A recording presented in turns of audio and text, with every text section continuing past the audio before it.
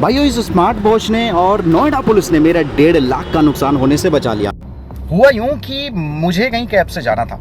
अब मैं कैब से गया और वापस लौट के अपनी लोकेशन पे आ गया।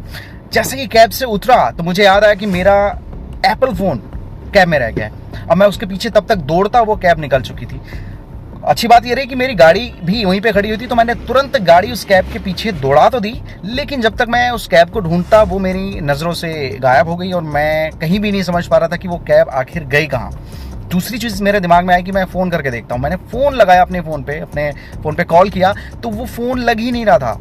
ना तो वो स्विच ऑफ बता रहा था, वो बस बार बार बिजी बताया जा रहा था, जो कि हो सकता है नेटवर्क ना होने पे भी पॉसिबल हो सकता है। अब मेरे पास कैब वाले का नंबर भी नहीं है, क्योंकि वो नंबर भी उस एप्पल फ़ोन में था। अब मैं करूँ तो करूँ क्या? अब ऐसे में मेरे दिमाग में दूसरा आइडिया आया। अच्छी चीज़ ये रही कि वो एप्पल फ़ोन तो था ही, मेरे पास एप्पल स्मार्ट वॉच भी थी। तो मैंने इसमें एक फीचर आता है फाइंड माई डिवाइस, उस फीचर को एक्टिवेट किया और उसमें देखा कि मेरे फ़ोन की आखिर लोकेशन क्या है। तो जब तक मैंने वो लोकेशन ऑन की तब तक वो कैब जा चुकी थी मुझसे करीब 5-7 किलोमीटर दूर, यानी 10-15 मिनट का रास्ता था। तो मैं लगातार उस कैब को ट्रैक करता रहा एप्पल वॉच में लोकेशन देखते देखते। अब ये फीचर हालांकि एंड्रॉयड में भी आता है, लेकिन एंड्रॉयड फ़ोन में मुझे लगता है कि इंटरनेट भी ऑन होना चाहिए, फ़ोन ऑन भी होना चाहिए, जो शायद एप्पल के साथ नहीं था। एप्पल मेरा फ़ोन ना तो लग रहा था, मुझे लगता है ना तो उसमें नेटवर्क थे, ना इंटरनेट चल रहा था, लेकिन मुझे लगातार जीपीएस से उसकी लोकेशन ज़रूर मिल रही थी। मैं उस लोकेशन से ट्रैक करते करते कैब के पास पहुँचा। अब कैब वाले को मैंने बोला कि भाई मेरा फ़ोन था वो दे दो। उसने बोला इसमें तो कोई फ़ोन था नहीं, आप आराम से ढूंढ लीजिए। मैं और मेरे दोस्त ने करीब आधा घंटा उस कैब को अच्छे से तलाशी ली, लेकिन हमें फ़ोन नहीं मिल रहा था। अब यहाँ पर आता है टिप नंबर 2 जो कि मैंने यूज़ किया।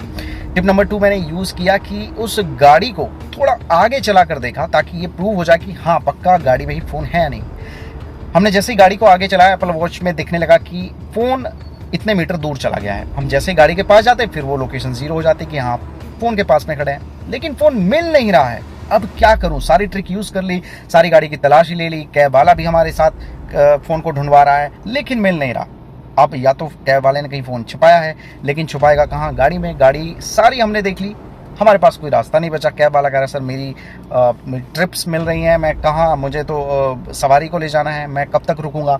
फिर मैंने लास्ट में कुछ जब समझ में नहीं आया, मैंने लिया पुलिस का सपोर्ट। मैंने डायल किया 112 और 5 मिनट के अंदर पीसीआर वैन हमारे पास आ गई। मैंने उनको पूरी बात बताई, फिर उन्होंने भी एक बार गाड़ी की तलाशी ली, लेकिन फ़ोन नहीं दिखा।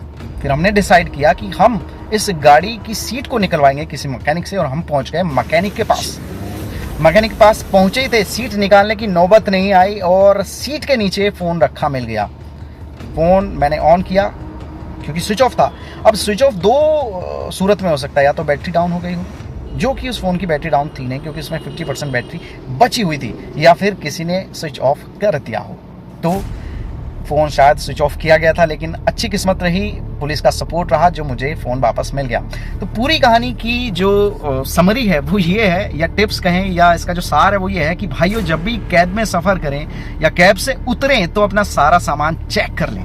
दूसरी चीज़, अगर फ़ोन रह भी जाता है तो सबसे पहले तो फ़ोन का नंबर डायल करें, जो कि ऑब्वियसली करेंगे। और अगर फ़ोन नहीं मिल रहा है, उस पर कॉल नहीं जा रही है, तो प्लीज़ लोकेशन ट्रैक करने की कोशिश करें। एंड्रॉयड में भी ये फीचर आता है, एप्पल में भी आता है। उसको लोकेशन को ट्रैक कीजिए, और कुछ भी समझ में ना आए तो पुलिस का सपोर्ट लीजिए। पुलिस आपका सपोर्ट के लिए है, आपको डरने की ज़रूरत नहीं है। तो ये 4 चीज़ें आज मैंने सीखी हैं, ये मैं आपके साथ शेयर करना चाहता था, मैंने कर दिया। प्लीज़ सुरक्षित रहिए, सुरक्षित चलिए, and thank you Noida police.